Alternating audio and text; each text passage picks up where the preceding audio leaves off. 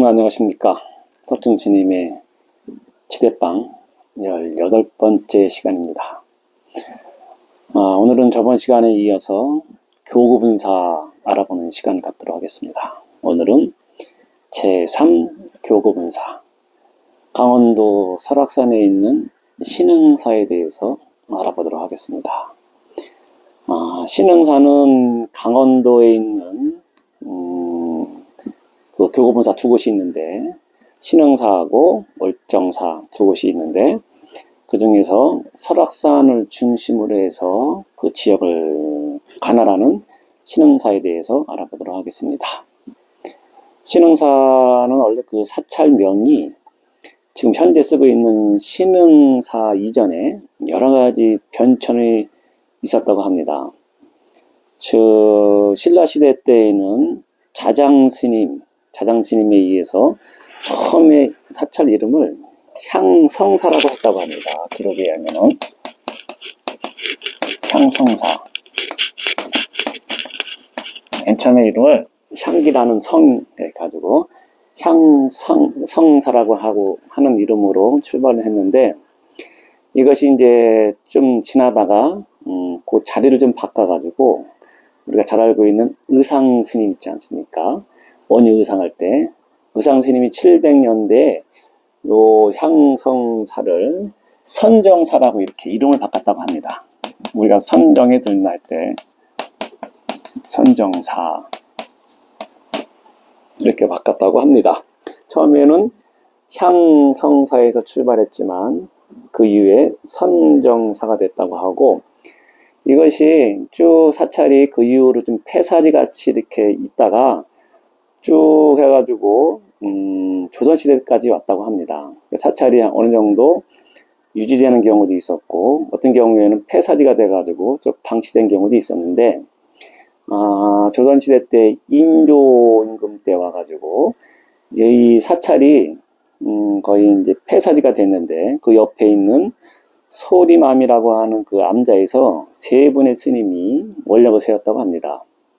저기 지금 사라진 사찰을 갖다가 다시 지어서, 절을 잘 지어서 불법을 다시 전했으면 좋겠다고 하는 그런 원력을 세웠는데, 하루는 이 스님들 세 분의 꿈에 똑같이 꿈을 꿨다고 합니다. 즉 꿈에 어떤 신인이, 신비로운 사람, 즉 산신님 같이, 하여튼 좀 이렇게 부처님 보살상이든지 하여튼 그렇게 표현할 수 있겠는데, 신인이라고 합니다. 기록에 의하면은 신인.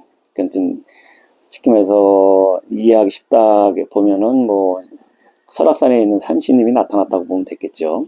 그래가지고 신인이 나타나서 지금 이 무너진 절 자리에다가 절을 세우면은 삼재팔란이 번잡할 수가 없고 그 만대 동안 쭉 불법을 유지할 수 있을 것이다고 하는 그런 꿈을 똑같이 꾸었다고 합니다. 그래서 이 스님들이 그 꿈에 의해서 원력을 세워가지고 절을 다시 짓고, 그 절을 진 이후에 그 절 이름을 신흥사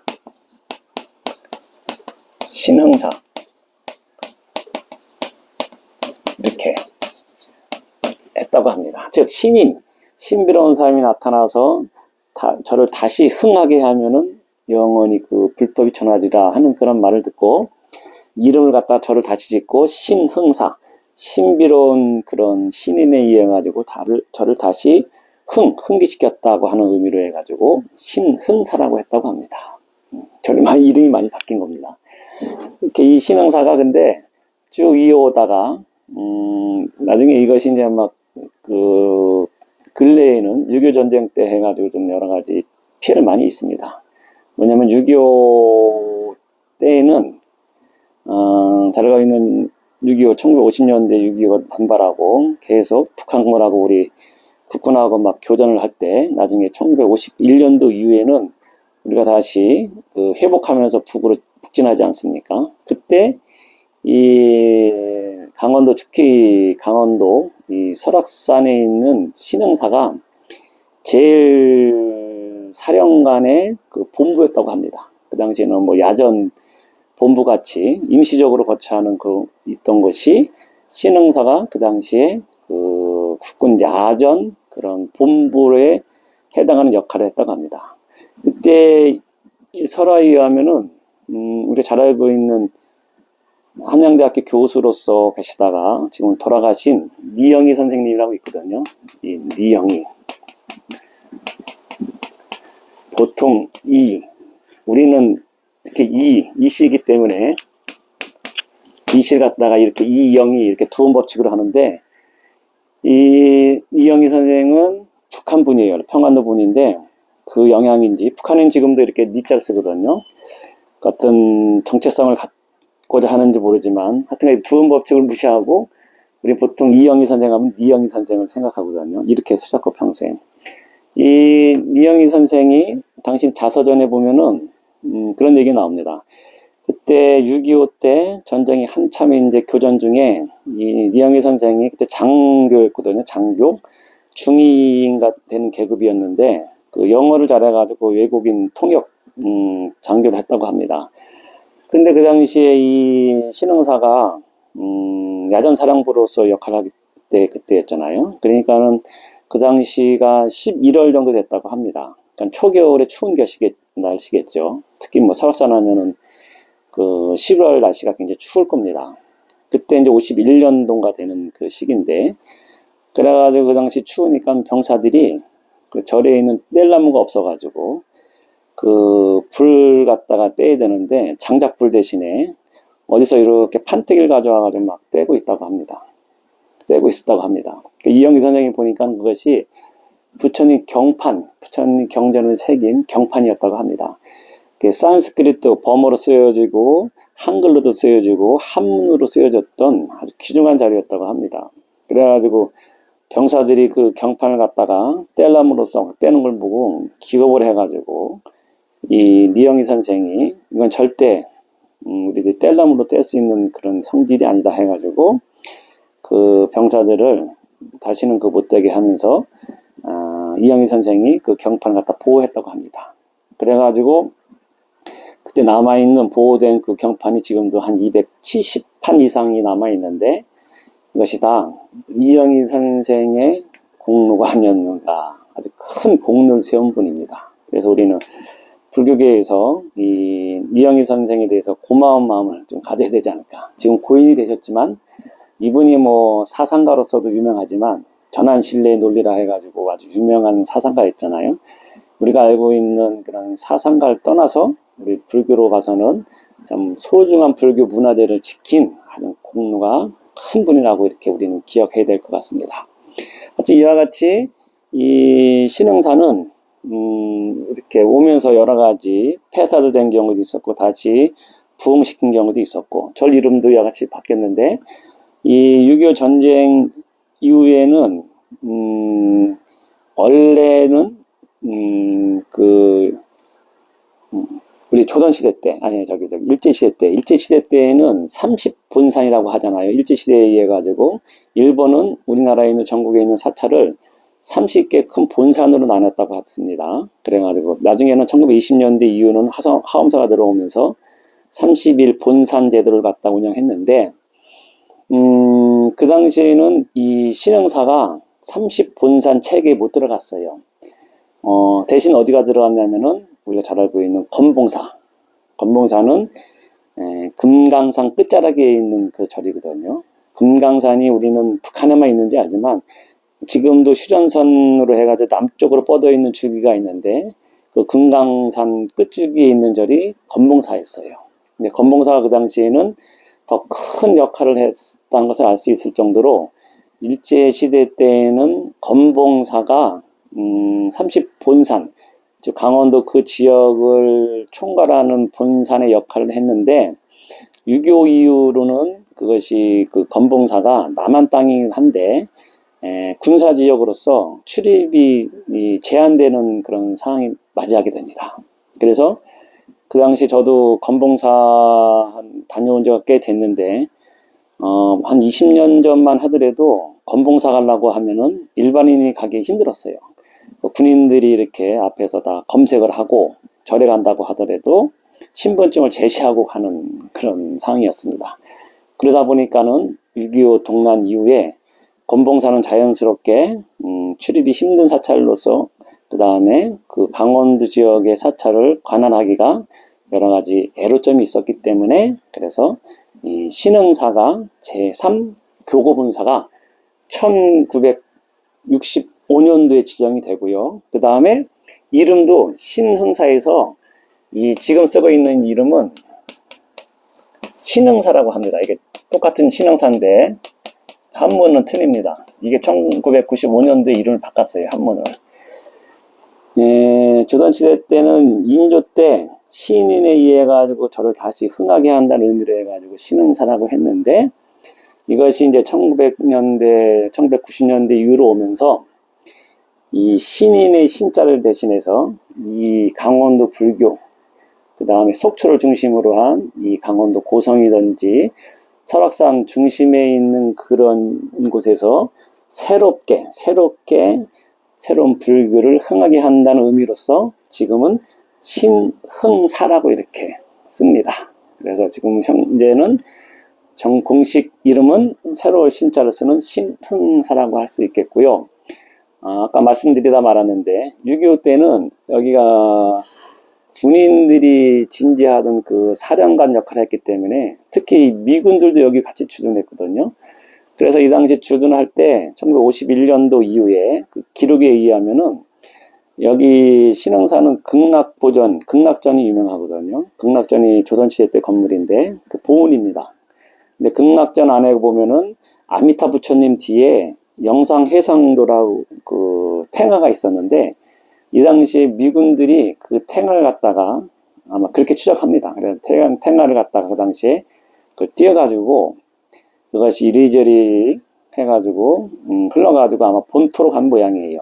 미국에 가가지고 그것이 나중에 최근에 한 6년 전 그 정도 된 것 같은데 미국 LA 카운티 그 미술관에서 이것이 발견이 됩니다. 뭐냐면은 거기 정확하게 나와 있는 내용으로 봐서는 신흥사에서 예전에 조선시대 때 모셨던 영산회상도라고 한 그런 내용이 적혀 있는 그 탱화를 갖다 발견해요. 그 영상회상도하고 명부전, 지장전에 있던 뒤에 시황전도 같이 가져간 것이 나중에 그것을 발견해가지고 다시 이제 이 신흥사에서 미국에 있는 그 탱화를 갖다 모셔오는 그런 일이 있었거든요. 그게 6.25 때 군인들뿐 아니고 미군들에 의해서 거기가 사령부 역할을 했던 곳이기 때문에 그때 도난된 것을 미국에서 찾아오는 그런 것도 이 신흥사의 6.25 전쟁과 관련된 그런 얘기라고 할 수 있겠습니다. 이같이 신흥사는 강원도, 특히 설악산 중심으로 하는 그런 많은 사찰들을 관할하는 그런 본사로서 역할을 하고 있고요. 그 다음에 신흥사 하면은 제일 먼저 생각나는 것이 가보신 분들은 알겠지만 그 입구에 보면은 큰 부처님이 있어요. 앉아있는 청동 통일대비라고 합니다. 통일을 염원하면서 청동 부처님으로서 아주 높게 그 당시에는 그 조성할 때는 세계에서 제일 큰 앉아있는 부처님으로서 청동 부처님으로서는 제일 큰 부처님이라고 그때 얘기했거든요. 그 부처님이 청동 대불이라고 하는데 그 통일을 염원하면서 모셨던 부처님이 아마 신흥사의 입구에 가면은 누구든지 볼 수 있을 것이고, 그 다음에 신흥사 하면은 또 아까 말씀드린 문화재 하면은 그 극락전이 아주 오래된 건물이고 가치가 있고, 또 지장전, 명부전에 보면은 지장보살님 상도 그것이 보물로서 제가 알기로는 지정이 돼 있고, 그 다음에 맨 처음에 이름 향성사라고 신라시대 때 향성사라고 하는 그 절이 있었는데 그 사지에 보면은 향성사 그 3층 탑이 지금도 남아 있어요. 아마 이것이 주요 문화재라고 이렇게 말씀드릴 수 있겠습니다. 하여튼 이 신흥사는 주로 강원도고 설악산 중심으로 있는 사찰들을 거느리고 있는 본사로서, 또 신흥사 하면은 여러 가지 이제 사찰을 얘기할 수 있겠는데요. 보통 일반적으로 본사 하면은 그 밑에 한 80곳에서 한 100여 곳의 사찰을 갖다가 관할하는 것이 일반적으로 이 본사의 역할이거든요. 근데 이 신흥사는 신흥사가 관할하는 사찰은 많지는 않습니다. 의외로 주로 이제 그 설악산 일대를 다스리는 그런 곳이 되겠는데요. 한 40곳 정도의 그 말사를 가지고 있습니다. 신흥사는. 근데 말사의 수는 적은 것 같지만 우리들이 익히 잘 알고 있는 사찰들이 많아요. 이 신흥사는 대표적인 사찰하면은 뭐 그 설악산에 있는 뭐 백담사, 그 다음에 백담사를 통해 가지고 그 우리나라에서 제일 높은 곳에 있는 그 보궁 하면은 봉정암이 있지 않습니까? 봉정암은 뭐 일반 사람들은 평생 한번 가기 힘들 정도의 높은 곳에 있는데 그 봉정암에 올라가다 보면 또 이제 그 한쪽으로는 또 오세암을 거쳐서 올라가는 길도 있고요. 또 이렇게 계곡을 따라서 올라가는 길이 있는데 백담사라고 했을 때 백담사는 원래는 이름이 100개나 되는 연못이 있다 그래가지고 백담사거든요. 거기 보면 아시겠지만 백담사에서 이 봉정암 올라가는 길에 보면은 연못들이 푸지 많습니다. 그 설악산 계곡에 타고 내려오면서 수많은 폭포 연못이 있는데 그것이 100개가 되기 때문에 백담사란 말이 그게 이제 밑에 있는 절을 갖다 얘기한다고 합니다. 그래서 그 많은 폭포가 있는데 저는 개인적으로 우리나라에 있는 아름다운 그런 경관을 가진 길, 뭐 사찰을 떠나서 내가 가본 중에서 가장 아름다운 길이라고 할 수 있을 정도로 백담사에서 이 봉정암에 올라가는 길이 저는 개인적으로 제일 아름다운 길 같이 느껴졌어요. 저는 백담사에서 그 봉정암까지 한 4번 정도 간 기억이 있는데요. 갈 때마다 봐도 참 아름답다. 그 길이 너무너무 아름답고 특히 가을 같은 경우에는 단풍이 그 물들면은 정말 아름다운 그 길을 갖다가 감상할 수 있는데 전 개인적으로 제가 우리나라에 가본 길 중에 백담사에서 봉정암 가는 길이 진짜 너무 아름답다. 그 옆에 아주 그냥 깨끗한 계곡물이 흐르면서 가는 곳마다 폭포도 있고 웅덩이가 막 수백 개가 있는 것처럼 그렇게 아름답고 단풍이 지고 하면은 정말 아름답습니다. 근데 문제는 여기는 일반적으로 참 가기 힘들다는 거. 예전에는 보통 봉정암을 하루에 다녀오기가 힘들었어요. 주로 이제 백담사에서 하루 자고서 일찍 출발하면은 이제 봉정암에 올라가서 기도하고 자고 오는 것이 1박 2일 하는 것이 보통 일반적으로 많이 가는 그 순례길이 됐는데요. 예전에는 뭐 아무리 빨리 걷는다 해도 시간적으로 한 5시간 정도, 산을 잘 타는 사람들은 한 5시간 정도 가야지 이 봉정암에 올라갈 수 있었는데 할머니들 뭐 노부살님들은 훨씬 많이 걸리죠. 그래도 80 먹은 노인들이 그 당시에도 많이 올라갔어요. 참 그 신심이 대단하시겠죠. 참 그 일반적으로 걷기 힘든 그 몸을 끌고 부처님 계신 그 사리를 모신 봉정암에 간다는 것은 참 대단한 신심이 아니면 가기 힘들 텐데 하여튼 그 당시에도 보면은 그 노부살님들이 그 가는 걸 보면 참 큰 감동을 받고 했습니다. 예전에는 이렇게 힘들었는데 요즘에는 길이 많이 좋아졌습니다.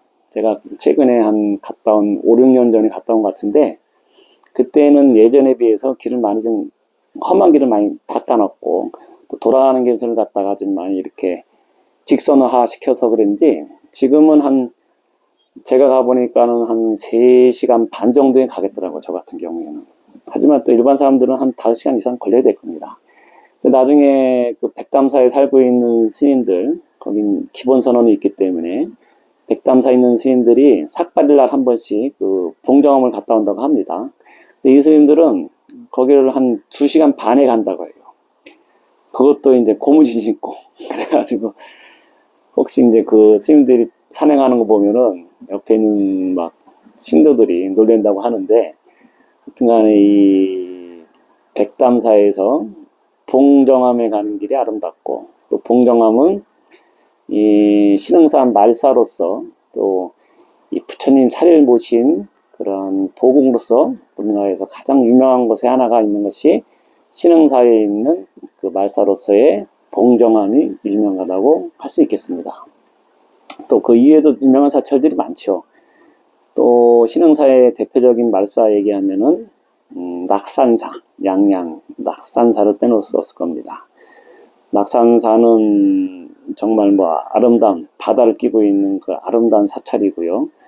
또 특히 낙산사 그 관세음보살님의 상주처라고 할 수 있는 우리나라 관음 기도, 관음 도량으로서는 제1로 치는 것이 낙산사 홍련암 아니겠습니까? 그 조그만 법당, 그 바위 이 밑으로 그 바닷물과 같이 접해지는 곳에 있는 그 홍련암, 거기에 관세음보살님이 항상 머무는 곳이다 해가지고 그 기도처로서 제일 유명한데, 그것도 낙산사도 이 신흥사의 말사로서 그렇게 있고, 낙산사 하면 또 저는 개인적으로 2005년도에 낙산사가 큰 불이 났습니다.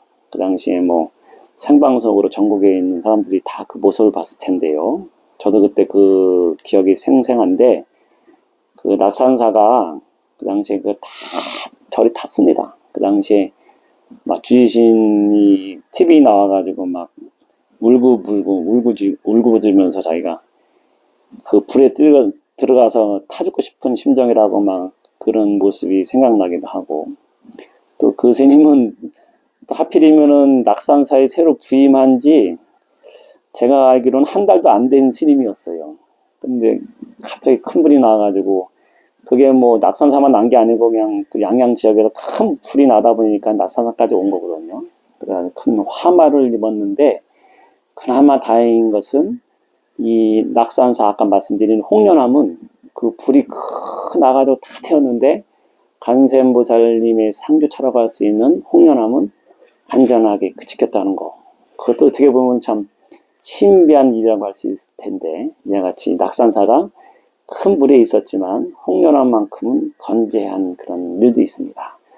근데 또 큰 불이 나가지고 큰 어떤 여러 가지 손해를 보고 큰 문화재 손실이 있었지만, 어떻게 보면 또 전화위복이 됐다고 합니다. 뭐냐면은 낙산사가 불이 나면서 그걸 다시 복원할 때 김홍도의 그 옛날에 낙산사의 모습을 기초해가지고, 지금의 낙산사의 모습은 불난 이후에 그 옛날에 조선시대 때 원래 절의 이치를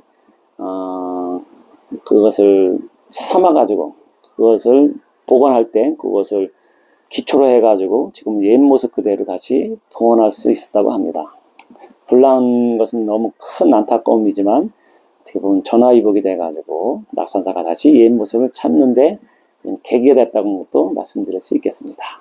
하여튼 이 낙산사도 신흥사의 대표적인 말사라고 할 수 있겠고요. 또 많은 유명한 사찰들이 있지만, 저는 또 개인적으로 말사를 얘기하면은 진전사라고 하는 절이 있거든요. 잘 일반 사람들은 잘 모르는데, 진전사라고 하는 절이 있거든요. 신흥사의 말사로서. 이 진전사는 낙산사에서 한 20분에서 30분 정도 거리에 있는 그런 절인데요. 이 진전사는 왜 중요하냐면은, 우리나라에 참선하는 선법을 제일 먼저 들어온 스님이 도의국사거든요. 우리 조계종의 종조라고 합니다. 조계종을 제일 먼저 만드신 조상, 그런 의미가 있는데, 그 도의국사께서 그 당시에 신람발 821년도에 중국에서 서당 지장 스님이라고 하는 큰 스님한테 그 부처님 법을 깨달은 내용을 갖다가 인가받고서 처음으로 와가지고, 그 당시에 신라시대 때니까 경주가 그 당시에 수도였는데, 경주가 아닌 그 가장 먼 설악산 이 진전사에 와가지고 처음으로 절을 갖다 세우고 선풍을 날리는데, 이 제일 먼저 시작한 곳, 우리나라에서 부처님의 그 선법을 제일 먼저 들어와서 거기서 퍼뜨린 곳이 진전사라는 절입니다. 그래서 일반 사람들은 진전사 하면 잘 모르는데, 도의국사, 지금 우리 조계종을 처음으로 어떻게 보면 만든 분의 그 사찰, 그분의 제일 먼저 중국에 갔다 와서, 당나라 유학 갔다 와서 제일 먼저 만든 사찰이 진전사라는 절입니다. 이것이 나중에 이제 그 옆에 있는 옥성사라는 절을 거쳐가지고 우리가 잘 알고 있는 장흥, 보림사, 전라남도 장흥의 보림사를 통해가지고 가지산문이 쭉 퍼지는 그런 계기가 되는데, 처음 제일 먼저 보위국사가 계시면서 수행했던 것은 이 진전사라고 말씀드릴 수 있겠습니다. 하여튼 이와 같이 우리 신흥사에는 유명한 말사들이 굉장히 많습니다. 말씀드린 대로 뭐 제일 높은 데 있는 그 위치한 봉정암, 부처님 살일 모신 그런 보궁으로서 봉정암도 있고, 그 다음에 간센보살님의 그 상주타라고 할 수 있는 낙산사 홍련암이 있고, 또 우리 조계종의 종조이신 도의국사께서 제일 먼저 법을 피신 것이 진전사라는 절도 있고, 또 일반 사람들이 잘 모르는데 의미가 있는 사찰이 있는데, 그거는 암자입니다. 석대암이라고 하거든요. 네, 석대암 가본 사람 별로 없을 텐데, 이 보계산이라고 하는 곳인데, 지금 철원이라고 해야 될까요? 철원 지역에 보면은 심원사라고 하는 절이 있습니다. 심원사는 지장보살님 도량터예요. 그러니까 이 신흥사에는 많은 사찰이 있는데, 간센보살님의 기도 중심터인 낙산사가 있고, 또 지장신앙의 중심이 되는 사찰이 심원사가 있는데, 원래는 심원사보다 심원사에 있던 그 뒤에 있는 암자인 석대암이 지장보살님의 원래 상주터예요. 그 기록에 의하면은 석대암은 그 생지장보살이라 해가지고 지장보살님이 살아계신 터라고 얘기하는데, 이게 기록에 의하면은 신라시대 때인가 해가지고 이 마을에 이순석이랑 이순덕이라고 하는 형제가 살았다고 합니다. 이 형제는 사냥꾼으로서 그 당시에 사냥을 하러 다녔는데, 하루는 멧돼지를 이렇게 황금 멧돼지를 봤다고 하는 거예요. 그래가지고 황금 멧돼지를 보고서 두 형제가 활을 탁 당겨가지고 그 멧돼지를 갖다 맞췄는데, 멧돼지가 막 도망간 거예요. 그래가지고 두 형제가 막 쫓아가 보니까는 어느 이 동굴 같은 데 들어갔는데, 거기에서 동굴 같은 데 샘물이 있는데, 그 샘물 옆에 그 활을 맞은 멧돼지는 없고, 멧돼지 그 대신에 거기에 돌로 된 지장보살님이 이렇게 있다고 합니다. 근데 지장보살님이 여기 왼쪽 가슴인가 여기에 화살을 맞은 상태로 있다고 하는 거예요. 이거 뭐냐면은 지장보살님이 멧돼지로서 화연해가지고 그런 모습을 보인 건데, 이 형제가 그걸 보고서 놀란 거예요. 우리가 이렇게 살생하는 업으로서 사냥꾼으로서 이렇게 살고 있으니까 지장보살님이 멧돼지 모습으로 나타나가지고 우리한테 가르침을 주기 위해서 이렇게 우리 앞에 나타났구나. 여기서 참여하고서 그래가지고 이 순덕, 순석 두 형제가 그 간센보살님, 이 화살 맞아 있는 간센보살님 상을 거기다 모셔놓고 둘이 여기서 우리는 출가해가지고 스님이 돼가지고 우리 지장보살님을 열심히 우리가 염원하면서 공부하자. 그래가지고 거기다가 돌을 축대를 쌓은 거예요. 돌로써 축대를 쌓은 암자, 그것이 석대암입니다. 그래서 원래는 석대암이 지장보살님의 터인데, 이것이 석대암이 여기도 전쟁 이후로 출입이 금지된 상태였어요. 그래가지고 여러 가지 사연에 의해 가지고 석대암에 있던 아까 말씀드린 그 돌로 된 지장보살님을 그 밑에 있는 큰 절인 심원사에다 모셔놓은 거예요. 그래서 지금도 심원사에 가면은 그 여기 활맞은 여기 패인 모습의 어떤 지장보살님 상이 있잖아요. 그게 원래 출발은 석대암에서 출발한 겁니다. 이같이 석대암은 심원사를 비롯해서 그 지역은 지장보살님의 도량이에요. 그래서 말씀드리고 싶은 것은 뭐냐면, 신흥사에는 많은 사찰이 있는 건 아니지만 하나하나의 사찰마다 큰 의미가 있는 곳이 많습니다. 봉정암이든지 거기는 이제 그 사리를 모신 그것은 어떻게 보면 보궁이라고 할 수 있고, 또 아까 말씀드린 홍련암도 있고, 또 지장보살님의 그 도량인 석대암과 그 심원사가 있는 거, 그 다음에 조계종의 종조이신 진전사, 도의국사께서 처음으로 법을 펼친 것이 진전사라는 것이 있습니다. 이와 같이 신흥사는 우리 불교의 조계종과 뗄 수 없는 아주 중요한 그런 인연이 있는 사찰이라는 것을 말씀드릴 수 있겠습니다. 또 더불어서 뭐 이 신흥사 출신의 스님들 얘기하면요, 큰 스님들 많이 있지만 대표적인 스님 하면은 떠오르는 분이 누구냐면은 만해 한용운 스님. 만해 한용운 스님이 백담사에 계시면서 1910년도에 거기서 조선불교 유신론, 우리 조선불교가 새롭게 개혁하는 길은 무엇이다 해가지고 조선불교 유신론을 갖다 쓴 그 책이 백담사에서 출가해가지고 그때 쓴 거거든요. 그래서 신흥사에 관련된 인물 하면은 처음에는 당연히 한용운 스님 들 수 있겠고요.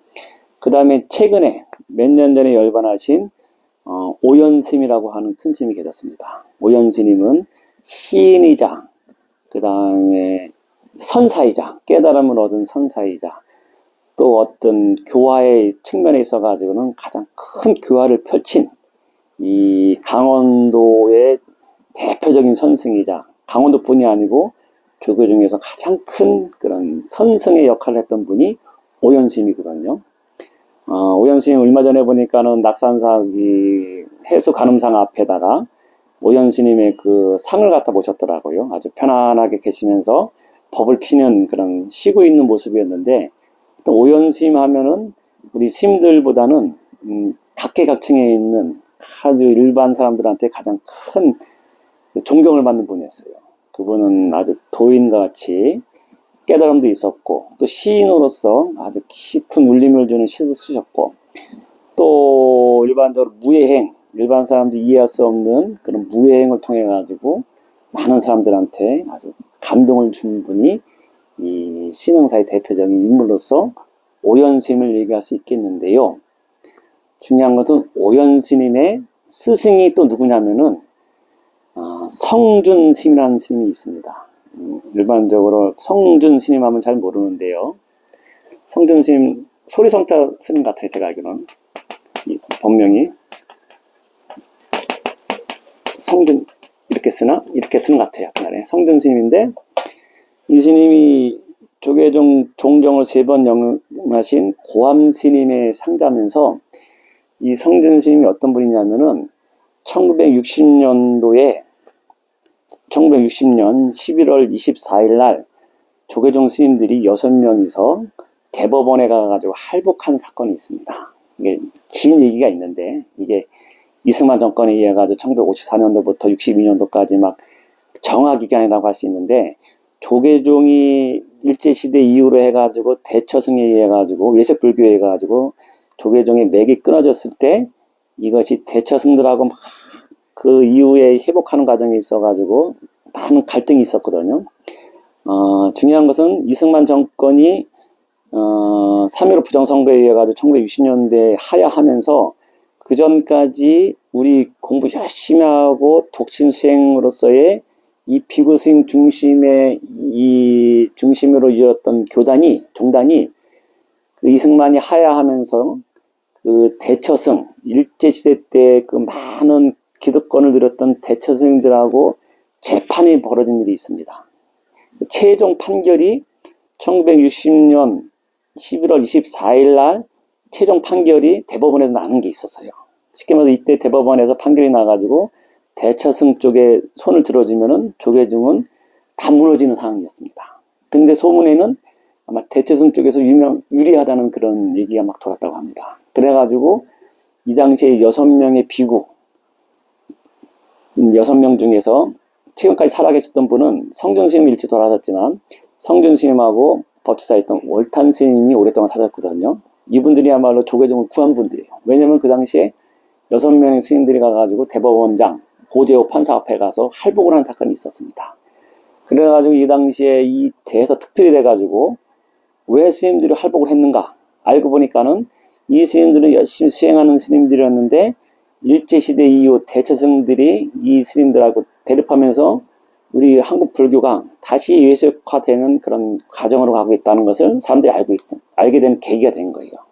하여튼간에 긴 얘기인데, 이 성준 스님이 그 당시에 할복을 함으로써 이 조계종이 그 대처승하고의 재판에서 결정적인 역할을 했던 분이 이 성준 스님이라는 스님이거든요. 성준 스님하고 월탄 스님이 있는데, 이 성준 스님이 그 이후에 할복 사건 이후로 조계종을 다 구하고 이 실흥사에 추석하시면서 실흥사 갖다 다 일으키시고, 그 제자인 오연 스님도 나오는 계기가 된 것이 다 이 성준 스님이라고 할 수 있겠습니다. 그러니까 이 실흥사는 근대 인물로서는 한용운 스님, 그 다음에 사람들이 잘 모르는데 성준 스님이라는 스님이 계셨고, 그 제자인 오연 스님이 계셨다.